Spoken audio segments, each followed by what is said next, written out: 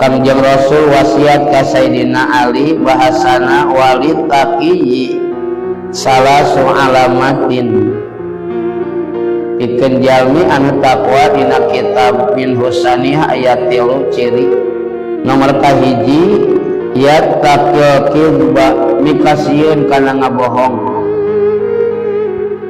rek aya batur rek teu aya batur posisi keur kumaha bae moal wani ngabohong takwa mah. Kadua wal hubsa sareng takwa mah moal migawe kagorengan goreng cek agama ucap laku lampah tingkah aduh pada takwa atuh naha sabab takwa mah tadi paparenan ku Allah motivasi al jannatu uiddat lil muttaqin surga dicawiskeun pikeun jalmi anu takwa. Katiluna